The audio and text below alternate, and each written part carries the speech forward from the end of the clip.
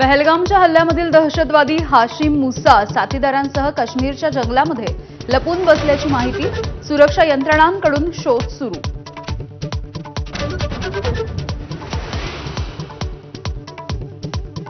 पाकिस्तानामधल्या सूत्रधारांशी संवाद साधण्यासाठी पहलगाममधील दहशतवाद्यांकडून अल्ट्रा नावाच्या अत्याधुनिक डिव्हाइसचा वापर, तर जंगलामधील रस्ते शोधण्यासाठी इंटरनेटशिवाय वापरता येणाऱ्या ॲपचा वापर.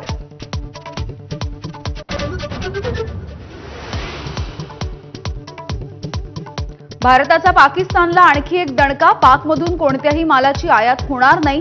आर्थिक कोंडी करण्यासाठी भारताचा निर्णय. पाकच्या मालवाहू जहाजांना भारतीय बंदरांवरती बंदी.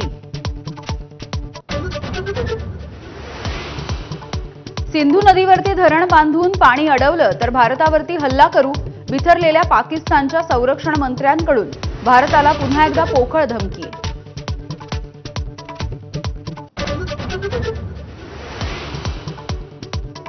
भारताने पाकिस्तानवरती हल्ला केल्यास ईशान्येकडील प्रदेश ताब्यात घ्या, बांगलादेशचे माजी लष्करी अधिकारी फजलुर रहमान यांचं वादग्रस्त वक्तव्य. बांगलादेश सरकारचं रहमान यांच्या वक्तव्याशी फारकत.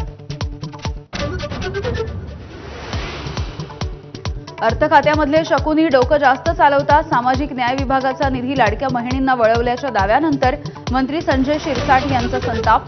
लाडक्या बहिणीचा एप्रिलचा हप्ता जमा व्हायला सुरुवात. पुण्यामधल्या कार्यक्रमाच्या निमित्ताने शरद पवार आणि उद्योगपती अदानी यांची भेट. पुणे विद्यापीठाच्या सायन्स अँड टेक्नॉलॉजी पार्कमधील कार्यक्रमामध्ये पवार आणि अदानी एकत्र.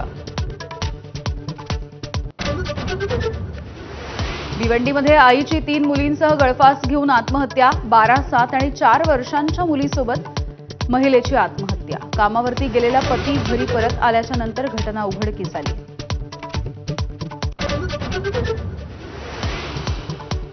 मुंबईमध्ये मध्य रेल्वे आणि मोटरमन संघटनेमधील सीसीटीव्हीवरून वाद चिघळला.